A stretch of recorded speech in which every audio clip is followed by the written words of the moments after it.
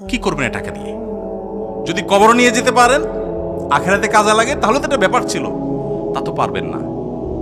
আপনি বলবেন না পারলে কি হয়েছে, ছেলে মেয়ে খাবে, ছেলে মেয়ে ভোগ করবে নিশ্চিত। বহু মানুষ সম্পদ রেখে চলে গেছে, তার ছেলে মেয়েরা ভোগ করতে পারে নাই, হাতে বুতে অন্য মানুষ খেয়ে ফেলছে, আছে না নাই? সবচেয়ে বড় হতভাগা কে জানেন? আল্লাহর জমিনে সবচেয়ে বড় দুর্ভাগা, সবচেয়ে বড় বেয়াকুব এবং নির্বোধ মানুষ হলো সে, যে যাদের জন্য চুরি করবে তারাও সে দায় নিবে না। কিয়ামতের দিন ছেলে আয়সা বলবে না, আব্বা চুরিদারি ডাকাতি 2 নম্বরে যা করছেন, ঘুষ সুদ যা খাইছেন, আমাদের জন্যই তো খাইছেন, আল্লাহ আমার আব্বারে জাহান্নামে দিন না, আমাদের নিয়ে যান।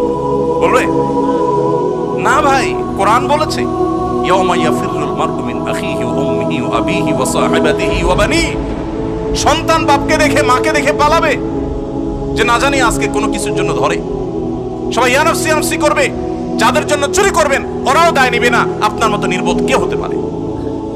সন্তানকে চুরির সম্পদ দিয়ে বড় করবেন না, সততা দিয়ে বড় করেন। আমাদের সমাজে আজ ঘরে ঘরে সেই মা বাপ আছে যে মা বাপ চায় আমার সন্তান থাকুক আজ দুধে ভাতে, সেই মা বাপ নাই যে মা বাপ বলে আমার সন্তান থাকুক আজ ঈমান আমলে সততার সাথে। সেই মা বাপ নাই। মা বাপ নকল কিনে এনে দেয়, বাবা 2 নম্বরে করে পরীক্ষা দেয়।